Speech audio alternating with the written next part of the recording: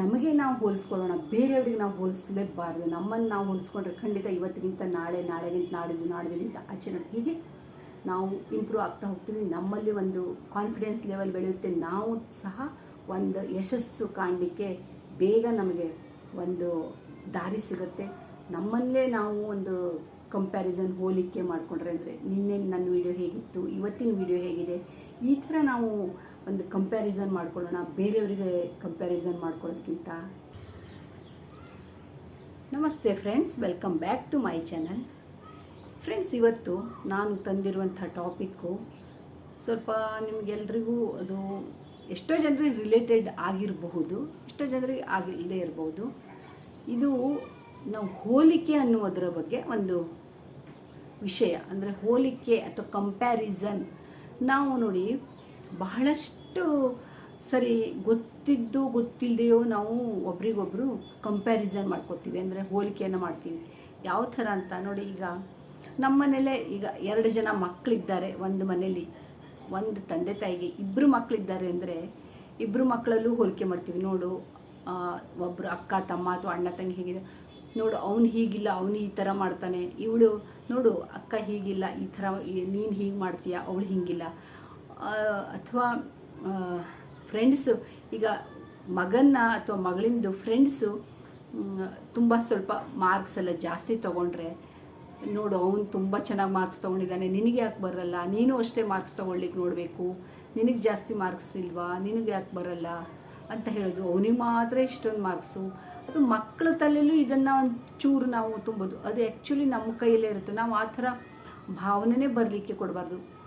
ಹೇಳಬೇಕು, ಅವ್ರು ಏನಾದರೂ ಅಯ್ಯೋ ಅವ್ರಿಗೆ ಅಷ್ಟು ಮಾರ್ಕ್ಸ್ ಬಂತು, ನಾನು ಇಷ್ಟು ಚೆನ್ನಾಗಿ ಓದಿದ್ದೆ, ಅದು ನನಗೆ ಯಾಕೆ ಬಂದಿಲ್ಲ ಅಂತ ಕೇಳಿದಾಗ, ಯೋಚನೆ ಮಾಡಿದಾಗ ಹೇಳಬೇಕು, ನೆಕ್ಸ್ಟ್ ಟೈಮ್ ಬರುತ್ತೆ, ನೀನು ಚೆನ್ನಾಗಿ ಓದು. ಇದೇ ಥರ ಮಕ್ಕಳಿಗೆ ನಾವು ಅಪ್ರಿಷಿಯೇಟ್ ಮಾಡಬೇಕು. ಅದ್ರ ಬದಲು ನಾವು ಅವರನ್ನು ಡಿಮೋಟಿವೇಟ್ ಮಾಡಿಬಿಟ್ರೆ, ಅಂದರೆ ಮೋಟಿವೇಶನ್ ನಾವು ಕೊಡಬೇಕು, ಮೋಟಿವೇಟ್ ಮಾಡಬೇಕು. ಡಿಮೋಟಿವೇಟ್ ಮಾಡಿಬಿಟ್ರೆ ಮಕ್ಕಳು ಇನ್ನೂ ಮತ್ತು ಬೇಜಾರು ಮಾಡಿಕೊಂಡು, ಹೌದಲ್ಲ ನನ್ನ ಹತ್ರ ಆಗಲ್ವಾ, ನಾನು ಯಾಕೆ ಇಷ್ಟು ಕಡಿಮೆ ಮಾರ್ಕ್ಸ್ ತೊಗೊಳ್ತೀನಿ, ಅವನಿಗೆ ಯಾಕೆ ಜಾಸ್ತಿ ಬಂತು, ಅಥವಾ ಅವಳಿಗೆ ತುಂಬ ಬರುತ್ತೆ ಯಾವತ್ತು ಮಾರ್ಕ್ಸ್, ನನಗೆ ಬರಲ್ಲ. ಅದು ಈ ಥರ ಒಂಥರ ಮಕ್ಕಳ ಮನಸ್ಸಿನಲ್ಲಿ ಒಂಥರ ಇನ್ಫೀರಿಯಾರಿಟಿ ಕಾಂಪ್ಲೆಕ್ಸ್ ಬಂದ್ಬಿಡುತ್ತೆ, ಒಂಥರ ಕೀಳರಿಮೆ, ನನ್ನ ಹತ್ರ ಆಗಲ್ಲ ಅಂತ. ಈ ಥರದಕ್ಕಿಂತ ಸ್ವಲ್ಪ ಮಕ್ಕಳಿಗೆ ನಾವೇ ಮೋಟಿವೇಶನ್ ಕೊಡಬೇಕು. ಇಲ್ಲ, ನೀನು ಇನ್ನೂ ಚೆನ್ನಾಗಿ ಮಾಡ್ತೀಯ, ಈಗ ಒಂದು 80% ಬಂದಿದೆ ಅಂದರೆ ಅವ್ರಿಗೆ ಇನ್ಯಾರೋ ಮಕ್ಕಳಿಗೆ, ಮತ್ತೊಬ್ಬರಿಗೆ, ಅವ್ರ ಫ್ರೆಂಡ್ಸಿಗೆ ಯಾರಿಗೂ 85 ಬಂದಿದೆ, ಅಥವಾ ಮನೆಯಲ್ಲೇ 2 ಮಕ್ಕಳಿಗೂ ಸ್ವಲ್ಪ ಹೆಚ್ಚು ಕಡಿಮೆ ಬಂತು ಅಂದ್ರೆ ಅವ್ರು ಅಷ್ಟು ತೊಗೊಂಡ್ರು, ನಿನಗೆ ಬಂದಿಲ್ಲ.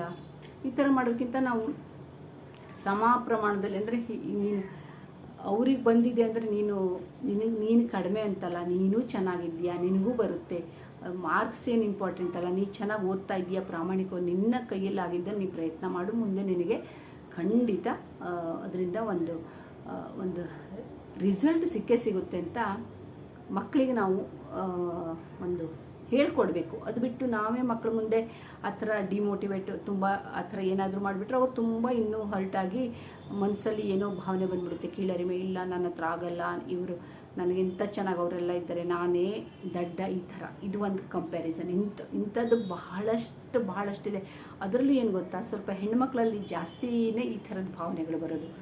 ಈಗ ಯಾರೋ ಒಬ್ಬರು ದೊಡ್ಡ ನಮ್ಮ ಅಕ್ಕಪಕ್ಕದವರು ಅಥವಾ ನಮ್ಮ ರಿಲೇಟಿವ್ಸು, ಯಾರೋ ಒಬ್ಬರು ನಮ್ಮ ನೇಬರ್ಸ್ ಯಾರಾದರೂ ಬಂತು, ಅಥವಾ ನಮ್ಮ ಫ್ರೆಂಡ್ಸು ಯಾರಾದರೂ ದೊಡ್ಡ ಮನೆ ಕಟ್ಸಿದ್ದಾರೆ, ಚೆನ್ನಾಗಿರುವಂಥ ಮನೆ ಕಟ್ಸಿದ್ದಾರೆ ಅಂದಾಗ ನಮಗೇನು ಅನಿಸುತ್ತೆ, ನಮ್ಮ ಹತ್ರನೂ ಒಂದು ಮನೆ ಇದೆ, ಸ್ವಂತ ಮನೆ ಇದೆ, ಆದರೂ ನಮ್ಮದು ತಕ್ಕ ಮಟ್ಟಿಗೆ ಒಂದು ಪರವಾಗಿಲ್ಲ, ಓಕೆ, ಚೆನ್ನಾಗಿದೆ, ತುಂಬ ಚೆನ್ನಾಗಿಲ್ಲದೆ ಹೋದರೂ ನಮ್ಮ ಒಂದು ಯೋಗ್ಯತೆಗೆ ತಕ್ಕಾಗ ನಾವು ಮನೆ ಕಟ್ಸ್ಕೊಂಡಿದ್ರು ಸಹ ನಮಗೇನಿಸುತ್ತೆ, ಅಯ್ಯೋ ಅವ್ರದ್ದು ಎಷ್ಟು ಚೆನ್ನಾಗಿ.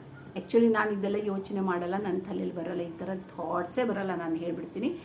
ಭಾಳಷ್ಟು ಜನರ ತಲೆಯಲ್ಲಿ ಈ ಥರ ಬರುತ್ತೆ ಅಂತ ಅವ್ರಿಗೇನಿಸುತ್ತೆ, ಅಯ್ಯೋ ಇಷ್ಟು ದೊಡ್ಡ ಮನೆ ಕಟ್ಸಿದ್ರಲ್ಲ, ಹೇಗೆ ಅವ್ರು ಹೆಂಗೆ ಕಟ್ಸಿದ್ರು, ಅವ್ರು ನೋಡಿ ಯಾವ ಥರ ದೊಡ್ಡ ಮನೆ ಕಟ್ಸಿದ್ರು, ನಮ್ಮ ಹತ್ರ ಆಗುತ್ತಾ, ನಮ್ಮ ಹತ್ರ ಯಾಕೆ ಆಗಲ್ಲ, ನಮಗೆ ಯಾಕೆ ಈ ಥರದ್ದು ಮನೆ ಆಗಲ್ಲ. ಈ ಥರ ನಮ್ಮ ಮನಸ್ಸಲ್ಲಿ ಒಂದು ಸಣ್ಣ ಒಂದು ಭಾವನೆ, ಕೀಳರಿಮೆ ಅಥವಾ ಇನ್ಫೀರಿಯಾರಿಟಿ ಕಾಂಪ್ಲೆಕ್ಸ್ ಬರಬಹುದು. ಆ ಥರ ಬಂದಾಗ ನಾವು ಅದನ್ನು ಆದಷ್ಟು ತಲೆಯಿಂದ ತೆಗೆದು ಹಾಕ್ಬಿಡಬೇಕು. ನೆಗೆಟಿವಿಟಿ ಅಂತ ಅನಿಸುತ್ತೆ, ಅಥವಾ ಒಬ್ರನ್ನೊಬ್ರಿಗೆ ಹೋಲಿಸ್ಕೊಳ್ಳೋದು, ಅವ್ರ ಹತ್ರ ಆಗುತ್ತೆ, ನಮ್ಮ ಹತ್ರ ಯಾಕಾಗಲ್ಲ, ಅವರಿಗಷ್ಟೇ ಯಾಕೆ ಈ ಥರ ಚೆನ್ನಾಗಿದೆ, ನಮಗೆ ಯಾಕಿಲ್ಲ, ಆ ಥರ ನಾವು ಅಂದ್ಕೊಳ್ಳೇಬಾರ್ದು. ಅದಕ್ಕಿಂತ ನಮಗೆ ಇಷ್ಟಿದೆಯಲ್ಲ, ನಮಗೆ ಚೆನ್ನಾಗಿದೆ, ನಮಗೂ ಚೆನ್ನಾಗಿದೆ, ನಮ್ಮ ಹತ್ರ ಇದೆ, ನಮ್ಮ ಮನೆ ಏನು ಕಡಿಮೆನಾ, ನಮ್ಮ ಮನೆಯೂ ತುಂಬ ಚೆನ್ನಾಗಿದೆ, ಅಂತ ಈ ಥರ ಯಾರು ಎಷ್ಟು ದುಡ್ಡು ಹಾಕ್ತಾರೆ, ಎಷ್ಟು ರೊಕ್ಕ ಹಾಕ್ತಾರೆ ಅದ್ರ ಮೇಲೆ ಇರುತ್ತೆ ಯಾವುದೇ ಒಂದಾದ್ರೂ ನೋಡಿ. ಆಮೇಲೆ ಬೇರೆಯವ್ರು ಕಾರ್ ತೊಗೊಂಡ್ರು ಅಂದರೆ, ದೊಡ್ಡ ಕಾರ್ ತೊಗೊಂಡ್ರೆ ನಮ್ಮ ಮನೇಲಿ ಸಣ್ಣ ಕಾರು, ನಮ್ಮ ಮನೇಲಿ ಈ ಥರದ ಕಾರ್ ಇಲ್ಲ ಅಂತ ಹಂಗೆ ಅಂದ್ಕೊಳ್ಳೋದು, ಈ ಥರದ್ದೆಲ್ಲ ತುಂಬ ಇರುತ್ತೆ. ಇದು ಮಕ್ಕಳಲ್ಲೂ ಸಹ ಈಗ ಪೇರೆಂಟ್ಸು ಏನಾದರೂ ಈ ಥರ ನಾವು ಏನಾದರೂ ಅಂದ್ಕೊಂಡಾಗ ಮಕ್ಕಳಲ್ಲಿ ಈ ಭಾವನೆ ಬಂದುಬಿಡುತ್ತೆ. ಎಲ್ಲಕ್ಕಿಂತ ಜಾಸ್ತಿ ಹೇಳ್ತೀನಿ, ಇದು ಆಯಿತು ಓದಿನಲ್ಲಿ ಅಂದರೆ ವಿದ್ಯಾಭ್ಯಾಸದಲ್ಲಾಯಿತು, ಈ ಮನೆ ಒಂದು ಈ ಥರದ್ದು ಮನೆ ಕಟ್ಟೋದಾಗಲಿ ಅಥವಾ ಗಾಡಿ ಯಾವುದೇ ಒಂದು ವಿಷಯದಲ್ಲಾದರೂ ಅಷ್ಟೇ ನಮಗೆ ಈ ಥರ ಒಂದು ಮನಸ್ಸಿನಲ್ಲಿ ಕೆಲವರಿಗಾರು ಬರೋದು ಸಹಜ.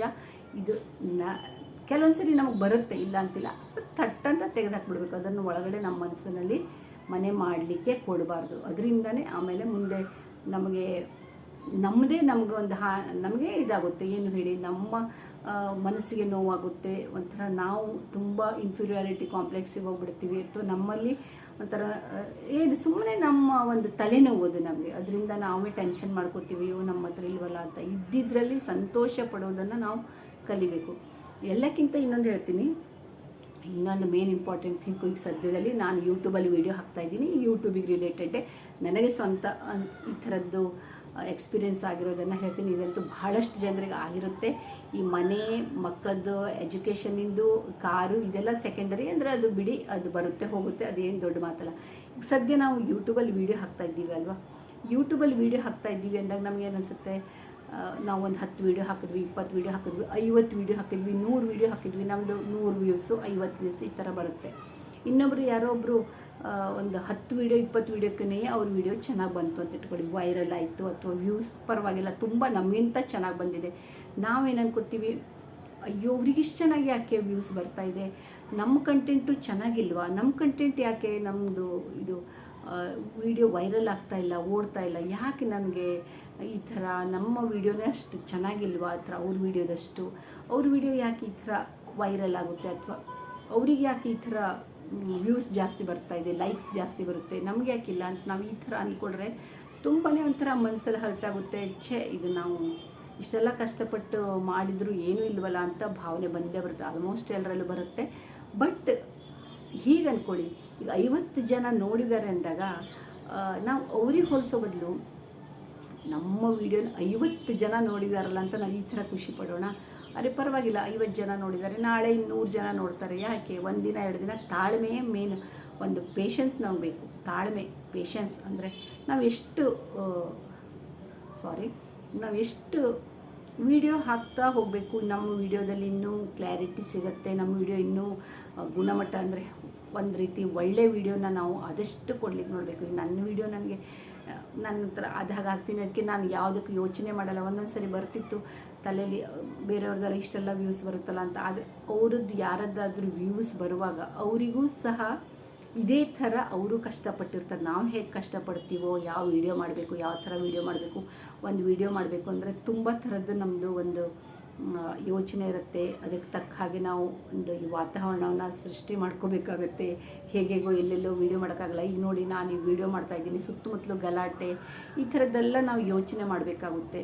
ವಿಡಿಯೋ ಮಾಡುವಾಗ ಸ್ವಲ್ಪ ಒಂದು ಚೆನ್ನಾಗಿ ಮಾಡಬೇಕು ಅಂತ ಇರುತ್ತೆ. ಅವರು ಇಷ್ಟೇ ಕಷ್ಟಪಟ್ಟಿರ್ತಾರೆ, ಎಷ್ಟೋ ಜನರು ಇನ್ವೆಸ್ಟ್ಮೆಂಟ್ ತುಂಬ ಮಾಡಿರ್ತಾರೆ. ಅದಕ್ಕೆ ತಕ್ಕಾಗಿ ಅವ್ರಿಗೆ ವಿಡಿಯೋಕ್ಕೆ ವೈರಲ್ ಆಯಿತು, ವ್ಯೂಸ್ ಬಂತು. ಈಗ ಅವರಿಗೆ 100, 200, 500, 1000 ಅಥವಾ 10,000 ವ್ಯೂಸ್ ಬಂದಾಗ, ನಮ್ಮದು 100 ವ್ಯೂಸ್ ಬಂದಾಗ ನಮಗೆ ಬೇಜಾರಾಗೋ ಸಹಜ. ನಮ್ಮ ಥರನೇ ಅವರು ವಿಡಿಯೋ ಮಾಡಿರ್ತಾರೆ, ಆದರೆ ಅವ್ರಿಗೆ ಯಾಕೆ ವ್ಯೂಸ್ ಬಂತು ಅಂತ.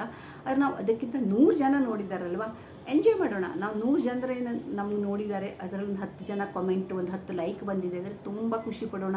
ಯಾಕೆಂತಂದರೆ ಬೇರೆಯವ್ರಿಗೆ ಹೋಲಿಸಿ ನಮ್ಮ ಒಂದು ಟೈಮ್ ವೇಸ್ಟು, ನಮ್ಮ ಒಂದು ಮನಸ್ಸಿನ ಒಂದು ನೆಮ್ಮದಿನ ಕಳ್ಕೊಳ್ಳೋಕ್ಕಿಂತ ಇದರಿಂದ ನಮ್ಮ ಮನಸ್ಸಿಗೆ ನೆಮ್ಮದಿ ಹಾಳಾಗುತ್ತೆ. ಬೇರೆಯವ್ರದ್ದು ನಾನು ಮೊದಲೆಲ್ಲ ಅನ್ಕೋತಿದ್ದೆ, ಅಯ್ಯೋ ಅವ್ರಿಗೆ ಎಷ್ಟು ಚೆನ್ನಾಗಿ ವ್ಯೂಸ್ ಬರ್ತಾ ಇದೆಯಲ್ಲ, ನಮಗೆ ಯಾಕಿಲ್ಲ ಅಂತ ಈ ಥರ.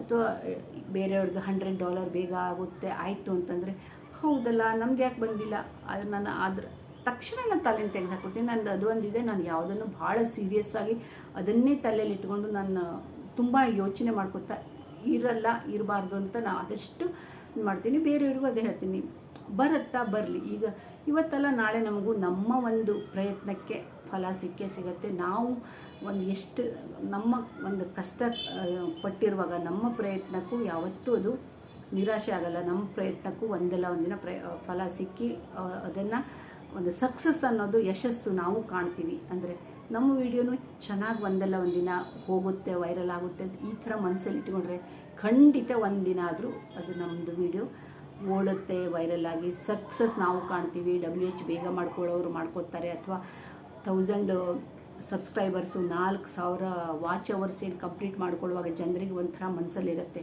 ನಮ್ಮ ವಿಡಿಯೋಕ್ಕೆ WH ಬರಲ್ಲ, ಈ ಥರ ಅಲ್ಲ. ಆವಾಗ ಅದೆಲ್ಲ ಜನ ಯೋಚನೆ ಮಾಡೋದು ಬಿಡು, ವಿಡಿಯೋ ಹಾಕ್ತಾ ಹೋಗಿ, ನಮ್ಮದೇನು ವಿಡಿಯೋ ಹಾಕೋದು ನಮ್ಮ ಕೆಲಸ. ಆದರೆ ಜನರು ಎಷ್ಟೇ ನೋಡಲಿ ಅದು ನಮ್ಮ ಖುಷಿಗಾಗಿ ನಾವು ಹಾಕ್ತಾಯಿದ್ದೀವಿ. ನಾನು ಒಂದು ವಿಡಿಯೋ ಹಾಕಬೇಕು ಮಾಡಬೇಕು ಅಂತ ಈ ಥರ ಇಟ್ಕೊಂಡು ಒಂದು ಹಾಕ್ತಾ ಹೋಗಿ, ಬೇರೆಯವ್ರಿಗೆ ಇಷ್ಟು ವ್ಯೂಸ್ ಬಂತು ಅಷ್ಟು ವ್ಯೂಸ್ ಬಂತು ಇದೆಲ್ಲ ನಮಗೆ ಬೇಡ.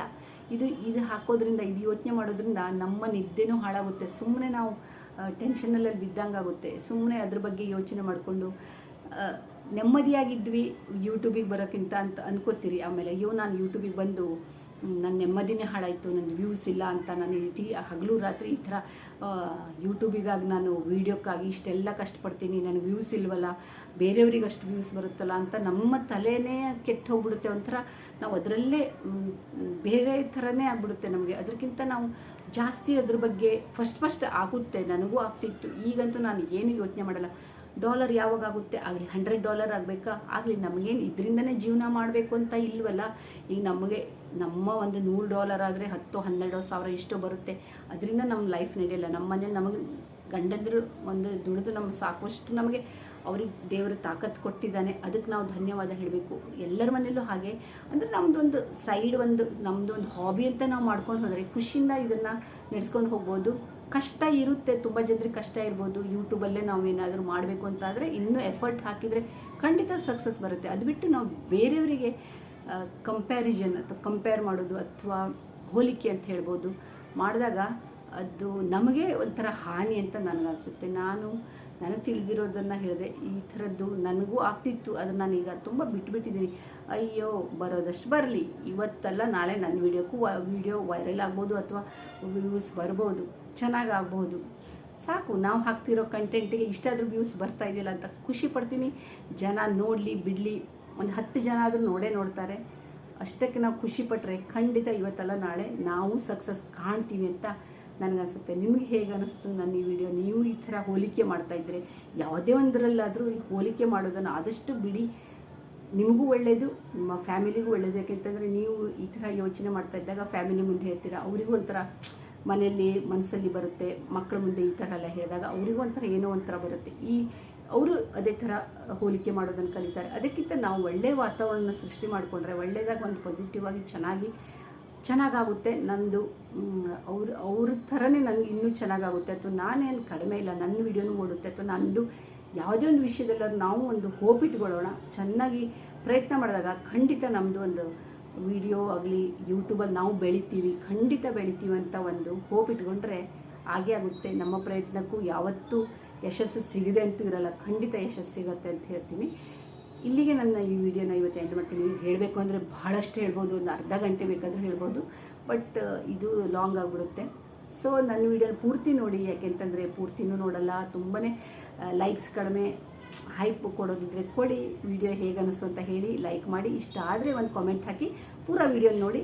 ನಮ್ಮ ಇಂಪ್ರೆಷನ್ ಕ್ಲಿಕ್ ರೇಟನ್ನು ಕಡಿಮೆ ಮಾಡಿಬಿಡಿ. ನಾನು ಸಹ ಎಲ್ಲರ ವಿಡಿಯೋನು ಪೂರ್ತಿ ನೋಡ್ತೀನಿ, ಅದಕ್ಕೆ ಹೇಳ್ತೀನಿ. Thank you friends. ಮತ್ತೆ ಸಿಗೋಣ ಇನ್ನೊಂದು ವಿಡಿಯೋ.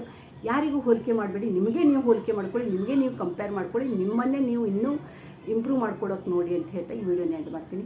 ನಮ್ಮನ್ನು ನಾವು ಎಷ್ಟು ಕಂಪೇರ್ ಮಾಡಿ, ನಮಗೆ ನಾವು ಕಂಪೇರ್ ಮಾಡ್ಕೊಂಡು, ನಿನ್ನೆ ನಾನು ಹೇಗಿದ್ದೆ ಇವತ್ತು ಹೆಂಗಾಯಿತು, ನಾನು ನಿನ್ನೆನ ವೀಡಿಯೋಕ್ಕಿಂತ ಇವತ್ತಿನ ವೀಡಿಯೋ ಹೇಗೆ ಓಡಿದೆ ಅದನ್ನು ಕಂಪೇರ್ ಮಾಡ್ಕೊಳ್ಳಿ. ಆವಾಗ ನೋಡಿ ಮತ್ತು ನಿಮ್ಮಲ್ಲಿ ಕಾನ್ಫಿಡೆನ್ಸ್ ಬರುತ್ತೆ. ನಮ್ಮಲ್ಲಿ ನಮ್ಗೆ ಕಾನ್ಫಿಡೆನ್ಸ್ ಬರಬೇಕು ಅಂದರೆ ನಮ್ಮ ವಿಡಿಯೋನೇ ನಾವು ಕಂಪೇರ್ ಮಾಡ್ಕೊಳ್ಳೋಣ. ಅದು ಒಂದು ನಮಗೆ ನಾವು ಕಂಪೇರ್ ಮಾಡಿಕೊಂಡ್ರೆ, ಹೋಲಿಕೆ ಮಾಡಿಕೊಂಡ್ರೆ ಖಂಡಿತ ನಾವು ಸಕ್ಸಸ್ ಆಗುತ್ತೆ ಅಂತ ನನಗನ್ಸುತ್ತೆ. ಅದು ಬಿಟ್ಟು ಫಾಲ್ತು ಬೇರೆಯವ್ರ ಬಗ್ಗೆ ಯೋಚನೆ ಮಾಡೋಕ್ಕೆ ಯಾರಿಗೂ ಟೈಮ್ ಇಲ್ಲ, ಇರಲೂಬಾರ್ದು, ನೆಮ್ಮದಿಯಾಗಿರಬೇಕು ಅಷ್ಟೇ. Okay, thank you, bye bye.